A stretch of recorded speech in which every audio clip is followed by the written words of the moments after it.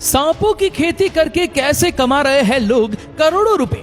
जी हाँ, जिन सांपों को देखकर हम 4 कदम पीछे हट जाते हैं, उन्हीं सांपों को यहाँ के लोग पाल रहे हैं। और ये कोई और नहीं बल्कि चाइनीज लोग हैं जो सांपों की खेती करके करोड़ों का बिजनेस करते हैं।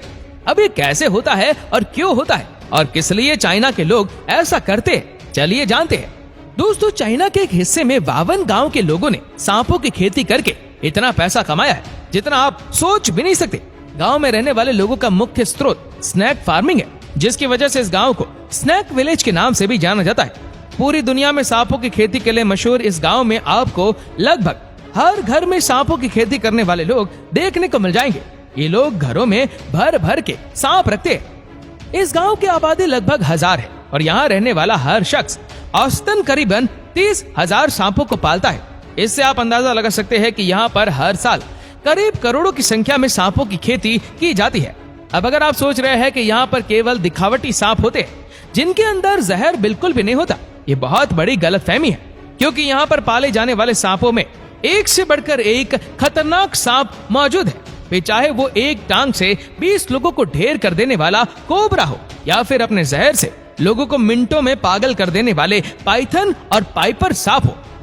इन सांपों के अलावा भी कई सारे खतरनाक सांप शामिल होते हैं। इन सब चीजों को जानने के बाद तो आप समझ ही गए होंगे कि ये गांव कितना ज्यादा खतरनाक है। और इससे भी ज्यादा खतरनाक बात तो ये है कि यहाँ बच्चा पैदा होता है जो खिलौनों के साथ नहीं बल्कि सांपों के साथ खेलता है। जाहिर सी बात है कि घर में जब लाखों की संख्या में सांप होंगे तो कोई भी उनसे दूर नहीं रह सकता, फिर चाहे वो छोटा बच्चा ही क्यों ना हो। चाइना के इस गांव में सांपों से लोगों को बिल्कुल भी डर नहीं लगता, या फिर कह लीजिए कि ये लोग सांपों को अपना दोस्त समझते हैं। और तो और सांप इनके करता धरता होते। और जिस तरह हमारे किसान भाई अनाज की पूजा करते, ठीक उसी तरह इस गांव में रहने वाले लोग सांपों की पूजा करते हैं। अब सोच रहे होंगे कि क्यों यहाँ के लोग सांपों को इतनी बड़ी संख्या में पालकर अपनी जान का जोखिम लेते हैं। तो दोस्तों, इस गांव में सांपों को इसलिए पाला जाता है क्योंकि ये लोग सांपों के मांस और शरीर के अन्य अंगों को बाजार में बेच सके। सिर्फ इतना ही नहीं, सांप का जहर भी बाजार में बहुत ही महंगा बिकता है। और अगर आपको अंदाजा नहीं है तो हम आपको बता दें कि 1 लीटर खतरनाक सांप के जहर की प्राइस लाखों में नहीं बल्कि करोड़ों में। और जो सबसे खतरनाक सांप का जहर होता है, इसके लिए लीटर का प्राइस 3.50 करोड़ रुपए, मतलब सोने से भी महंगा मिलने वाला सांपों का ये जहर इनकी खेती करने वाले लोगों को माला माल कर देता है। और जहर तो छोड़िए, चाइना में सांप के मीट की भी इतनी ज्यादा डिमांड है कि क्या ही बताएं। भले ही इस गांव के लोग सांप की पूजा करते हो, लेकिन बाकी पूरे चाइना के लिए सांप केवल उसी तरह है जिस तरह हमारे लिए पनीर की सब्जी है। जिस तरह हम पनीर से पनीर के पकोड़े से लेकर मटर पनीर, पालक पनीर और ना मालूम क्या क्या बनाते हैं, ठीक उसी तरह ये लोग न सिर्फ सांप के मीट की सब्जी बनाकर खाते बल्कि उसका सूप भी पीते हैं। और सांपों के शरीर के अंग दवाई बनाने के लिए भी बहुत ही ज्यादा उपयोगी साबित होते हैं। फिर चाहे मर्दाना ताकत बढ़ाने वाली दवाइयाँ हो या फिर कैंसर को ठीक करने वाली दवाइयाँ, ये सब कुछ सांपों के जहर से बनाया जाता है। और इसीलिए यहाँ के लोग इतनी बड़ी संख्या में सांपों की खेती करते हैं।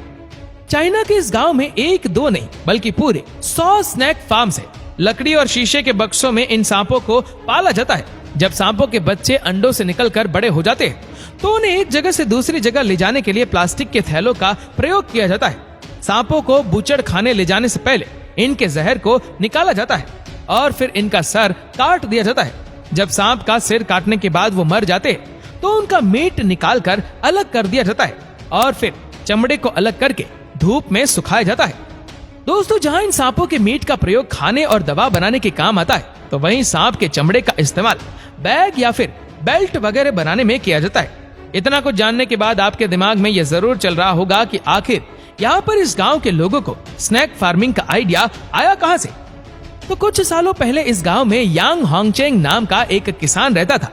एक बार ये किसान इतना ज्यादा बीमार पड़ गया कि गरीबी के कारण वह अपनी दवा तक के पैसे नहीं छुटा पा रहा था। इसी दौरान अपना इलाज करने के लिए एक जंगली सांप को पकड़ा और उसकी मदद से बनाई दवा काम आ गई और वो ठीक हो गया। जिसके बाद उनको ये पता चला कि सांप न सिर्फ इंसान की जान ले सकते बल्कि इनके इंटरनल पार्ट से बनाई गई दवा इंसानों की जान भी बचा सकते हैं। इन सारी चीजों को देखते हुए यांग ने सांपों की खेती करनी शुरू कर दी, जिससे इन्हें बहुत ही बड़ा फायदा हुआ। और फिर इनको देखकर इनके गांव के बाकी लोग भी सांपों की खेती करने लगे और धीरे धीरे इस प्रोफेशन में ये इतने ज्यादा इन्वॉल्व हो गए, क्या ये पूरा गांव स्नैक विलेज के नाम से ही जाना जाता है।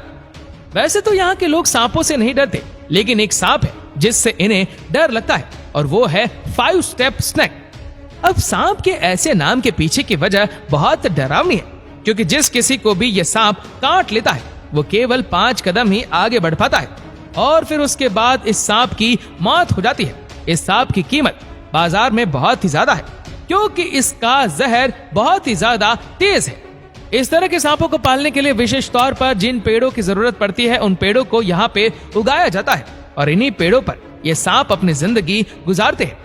लेकिन पिछले कुछ समय से कोरोना महामारी के शुरू होने की वजह से जब से ये चीज सामने आई कि इस महामारी के फैलने का बड़ा कारण जानवरों का मीट हो सकता है, तब से चीन की सरकार ने कुछ समय के लिए सभी तरह के जानवरों के मीट बेचने पर पाबंदी लगा दी थी। और जब ये पाबंदी लगी थी तो इस गांव के कई लोग बेरोजगार हो गए, क्योंकि पूरे साल चलने वाले इस महामारी ने लोगों को खाने तक को मोहताज हो गए।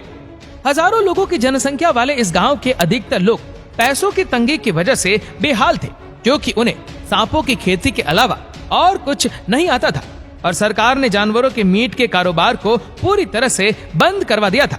इसलिए ये लोग बहुत ही ज्यादा लाचार हो गए थे। हालात तो ये भी आ गई थी कि इन्हें चोरी चुपके सांपों की तस्करी करनी पड़ रही थी। हालांकि अब कहानी बदल चुकी है, वापस से चाइना में सब कुछ नॉर्मल हो गया है। वो जमाना गया जब हम इंसान शिकार करके अपना पेट भरते थे। अब हमारे पास ऐसे बहुत से विकल्प है जिसमें हम बिना किसी जानवर की जिंदगी को नुकसान पहुंचाए एक अच्छा और स्वस्थ जीवन जी सकते हैं। लेकिन ये बात चाइना के लोगों की मोटी बुद्धि में घुसती ही नहीं है। उन्हें तो दूसरे जानवरों को नुकसान पहुंचा कर ही खुशी मिलती है, फिर चाहे वो कोई दूसरा मासूम सा बेजुबान जानवर ही क्यों ना हो। हम ऐसा बिल्कुल नहीं कहते कि केवल चाइना में ही जानवरों के मांस को बेचा और खरीदा जाता है, क्योंकि हमें ये बात बहुत अच्छे से पता है कि ये कारोबार पूरी दुनिया में है और ये हमारे भारत में भी होता है। लेकिन दुनिया में हर जगह जानवरों का सेवन एक सीमित मात्रा में होता है और जानवरों के साथ लोग संवेदनशीलता के साथ पेश आते हैं। लेकिन चाइना के लोग इसे असीमित मात्रा में इस्तेमाल करते हैं और जैसे वो उसको ट्रीट करते हैं उसी का नतीजा है कि आज हम ये महामारी झेल रहे हैं। क्योंकि अगर ये वायरस चमगादड़ से आए तो दुनिया में इसे फैलाने का सबसे बड़ा जिम्मेदार चाइना ही है। और अगर चाइना ने अपनी चीजें खाने के साथ आदत को नहीं छोड़ा तो आने वाले समय में और भी तरह की बीमारियां दुनिया भर में फैलेंगी। तो दोस्तों, कैसा लगा आज का हमारा वीडियो, हमें नीचे कमेंट करके जरूर बताएगा। और अगर आपको वीडियो अच्छा लगा हो तो वीडियो को लाइक करेगा, शेयर करेगा ज्यादा से ज्यादा लोगों तक। और ऐसे ही और भी इंटरेस्टिंग वीडियोस के लिए फॉलो करें हमारे पेज को। और ऐसे ही और भी वीडियोस को यूट्यूब पर देखने के लिए नीचे कमेंट सेक्शन में लिंक दी गई है, जिसके ऊपर क्लिक करके हमारी चैनल को आप सब्सक्राइब करें और बेल आइकन दबाएं, ताकि हमारे हर लेटेस्ट वीडियो की अपडेट्स आपको मिलेगी सबसे पहले। धन्यवाद।